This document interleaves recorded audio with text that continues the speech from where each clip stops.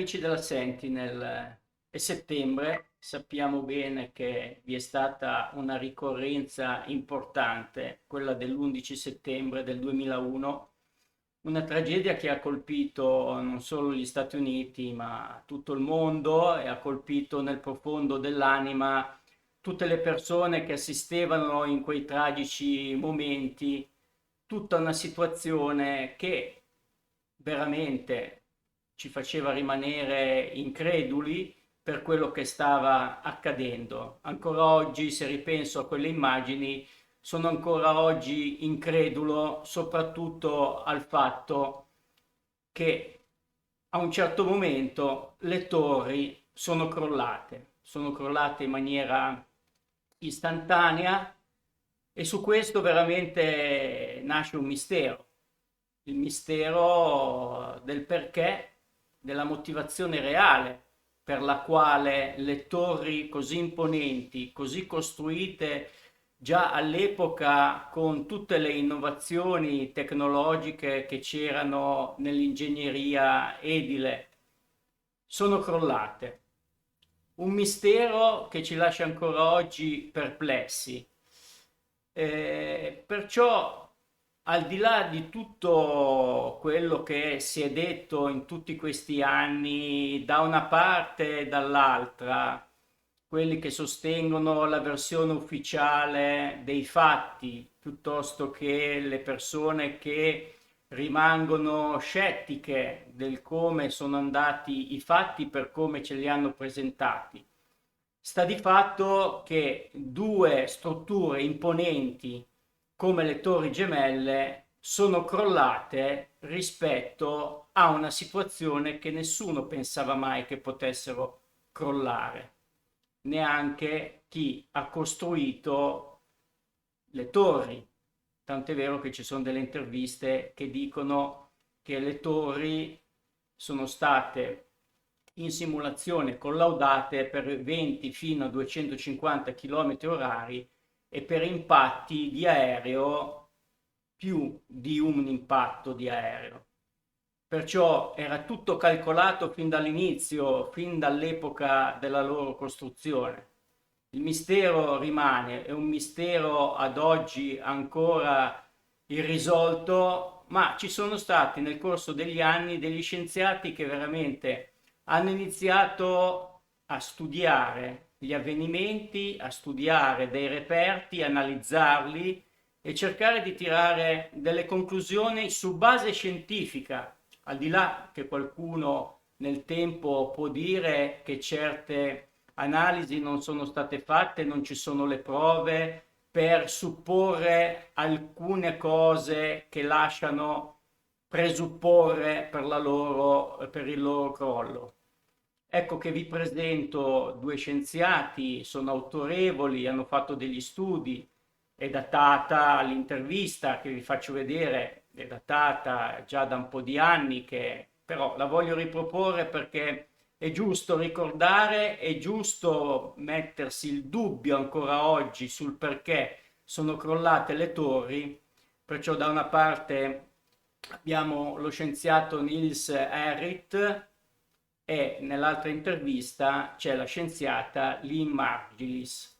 Perciò attentamente ascoltate ciò che hanno da dire e poi come al solito ragionate con la vostra testa, col vostro cervello, fate un ragionamento di una visione d'insieme dei fatti, traete le vostre conclusioni in maniera molto vostra, propria, per i vostri ragionamenti e per le nozioni che avete acquisito e per quello che vi dice anche la vostra emozione. Perciò non dimenticatevi, come al solito, di fare le domande, i commenti che volete qui sul canale. Non dimenticatevi di iscrivervi per chi non è iscritto, il canale continua a proporre dei video, anche se non periodicamente molto frequenti, però sicuramente i video verranno proposti di volta in volta. Perciò vi auguro una buona attenzione e un arrivederci. Ciao.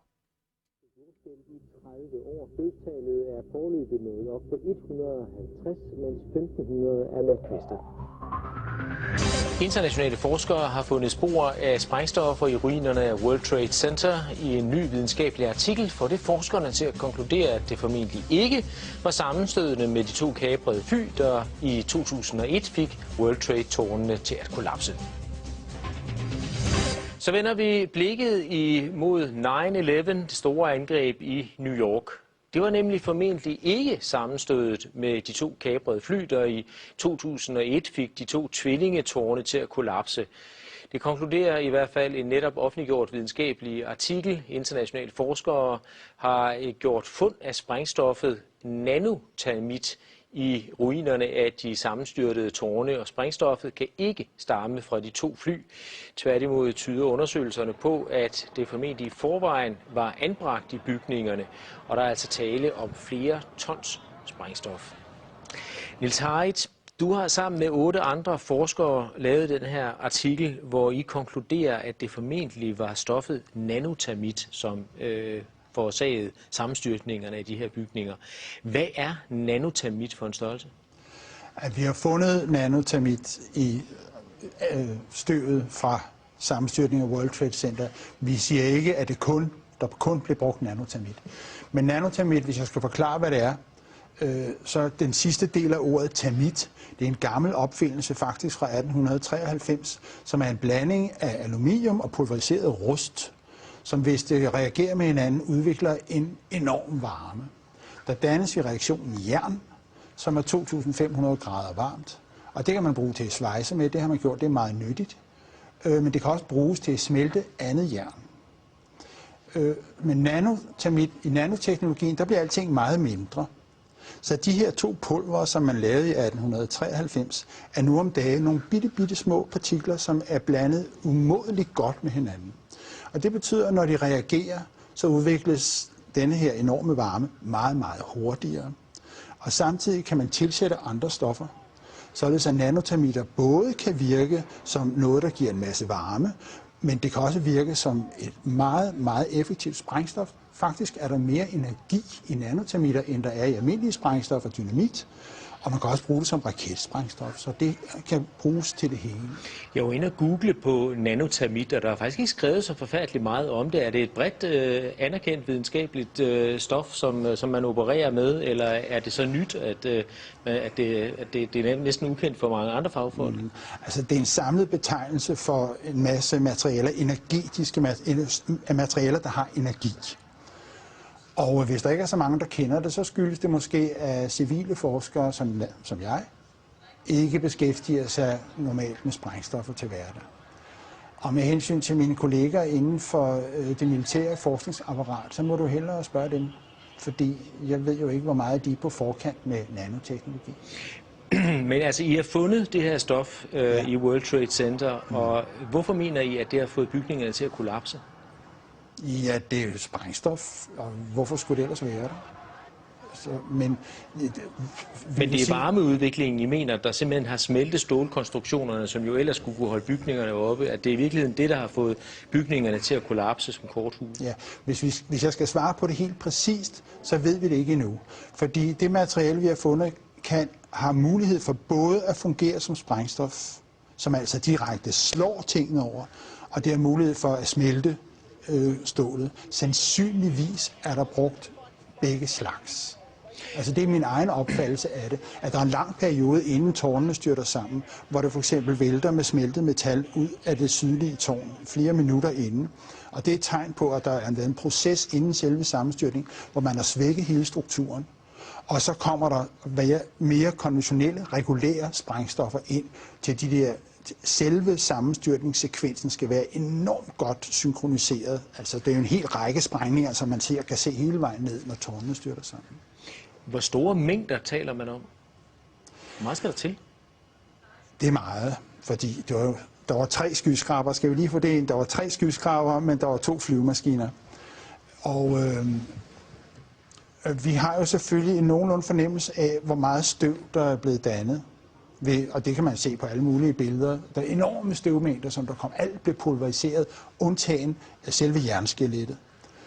Og vi ved nogenlunde, hvor meget rester vi har fundet af ureageret termit. Det er the loaded gun, det her. Det er ikke det, der er blevet brugt. Det er det, der på af en eller anden grund ikke har reageret.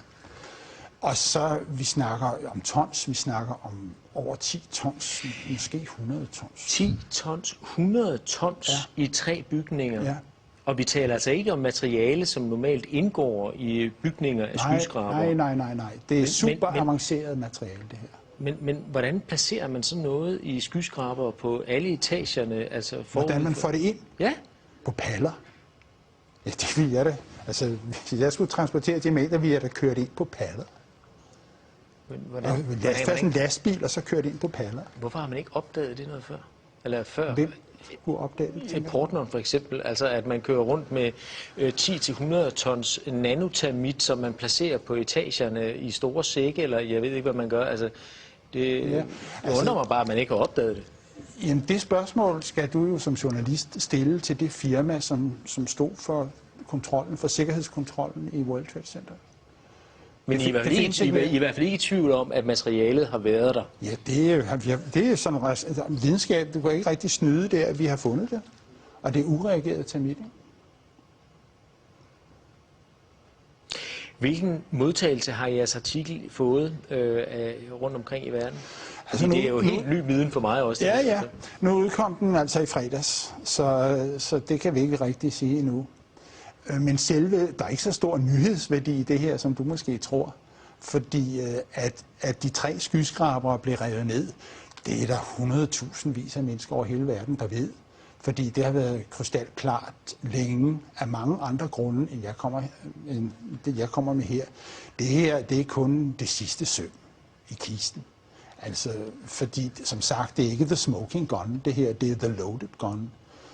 Og antallet af mennesker, som indser, at World Trade Center blev revet ned, de vokser med tusindvis om dagen. Det er ikke noget, du bare sådan kan stoppe, så det skal nok komme. Hvordan kan det være, at man ikke har opdaget, at der har været nanotermit i bygningerne tidligere? Altså, vi har jo snart 10 års jubilæum på terrorangrebet, og det kan jo egentlig undre, at man ikke har fundet det tidligere. Altså i støvet, mener du? Ja. Det blev fordi det var lidt tilfældigt, at der var så en, der kiggede på støvet i et mikroskop, og det er sådan nogle små røde chips, altså de største er en millimeter og ned efter. Så de allerstørste kan du se med det blotte øje, men langt de fleste af dem skal du altså have et mikroskop frem for at finde.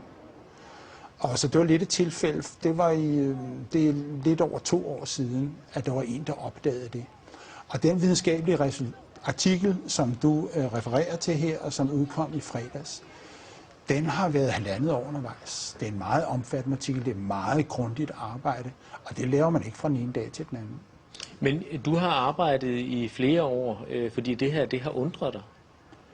Ja, over 2 år faktisk. Det var da jeg så bygning 7, som er den 3. skyskraber, styrte sammen. Da jeg så den første gang, fordi den styrtede ned 7 timer efter tårnene, og der var altså kun 2 flyvemaskiner. Så når man ser sådan en bygning på 47 etager, 186 meter høj, styrte sammen på 6,5 sekunder, og man er naturvidenskabsmand, så tænker man, what? Og så skal man lige se det igen, og så skulle jeg se det igen, og så trykkede jeg på knappen 10 gange, og munden røg længere og længere ned, fordi for det første havde jeg aldrig hørt om den bygning før, for det andet var der ikke nogen synlig grund til, at den skulle styre sammen på den måde. Den styrter fuldstændig sammen, så der siger den sådan på 6,5 sekunder. Og siden den dag har jeg ikke haft fri. Altså, lige siden 9/11, der har der jo været spekulationer fremme og konspirationsteorier. Og hvad vil du sige til de seere, som nu sidder og hører om jeres undersøgelse for første gang, og hører om jeres videnskabelige arbejde og siger, ja, vi har hørt det før, måske i anden indpakning. Folk har god fantasi, der er masser af konspirationsteorier. Hvad vil du sige til dem, for at overbevise dem om, at det her, det er altså noget andet? For mig er der kun én konspirationsteori, som er værd at snakke om her. Og det er den med de 19 flykapere. Og der synes jeg, at de mennesker, som der så sidder, som kigger på det her, skal spørge sig selv, om hvilke beviser har vi egentlig set på den konspirationsteori, den officielle konspirationsteori. Har vi set nogle beviser? Hvis der er nogen, der har set dem, så vil jeg gerne høre om dem. Der er ikke nogen, der er anklaget. Der er ikke nogen, der er efterlyst. Så det eneste som konsekvens af det her, mener jeg, må være et krav om at få en ordentlig politimæssig efterforskning af terrorangrebet 9/11, fordi det er ikke sket. Den venter vi på, og vi håber, at vores resultater vil indgå som tekniske beviser, når den dag kommer. Niels Heidt, spændende. Tak fordi du kom.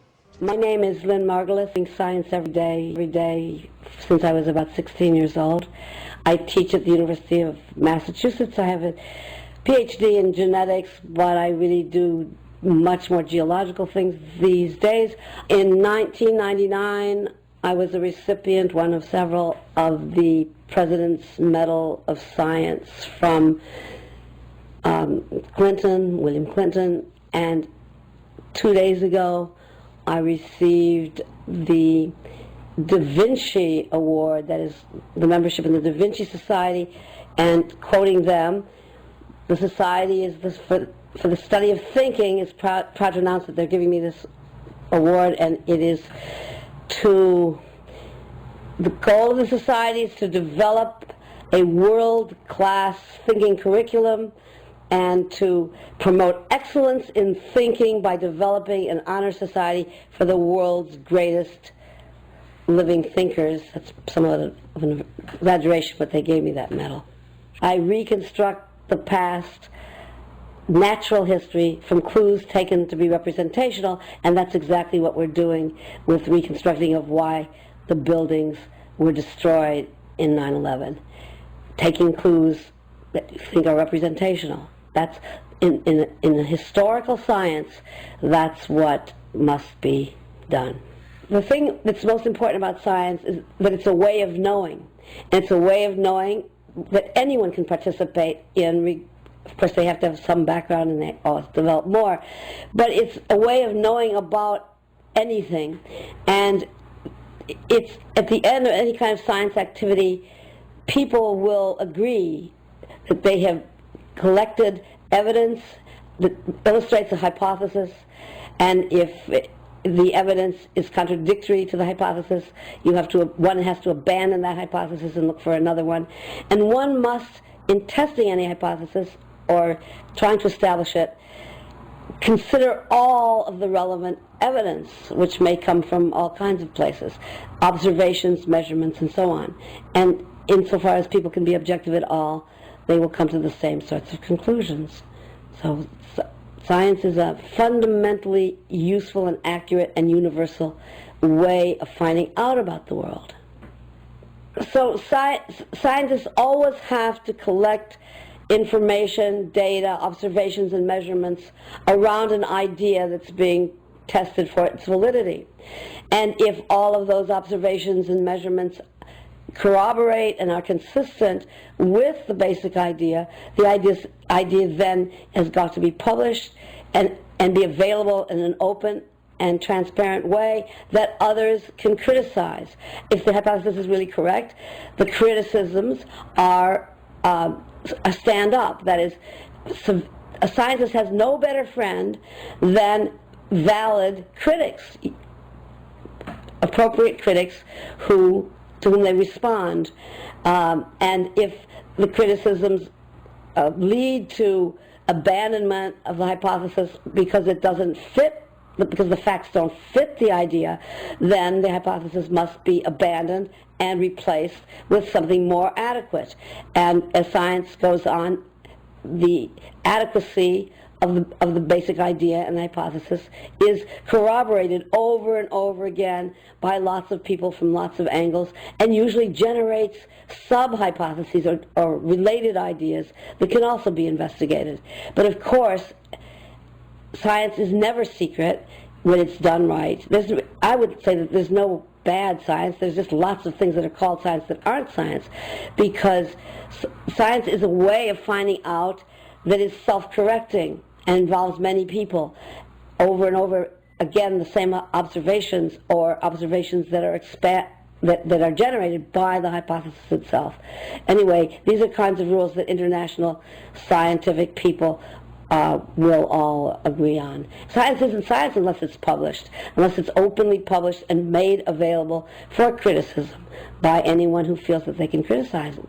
Okay, 3 buildings come down at almost the speed of free fall, which is the gravitational speed, and for 2 of them it's because airplanes hit them, and for the 3rd one it's a mysterious reason. That is, there's no really coherent hypothesis, except it's claimed that there are these fires in them.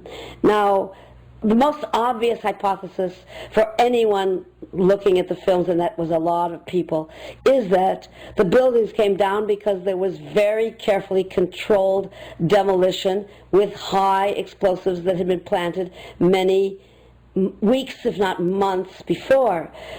The first thing they do is ignore, in all cases, the most obvious and reasonable hypothesis that is consistent with all other destructions in a very short time of buildings.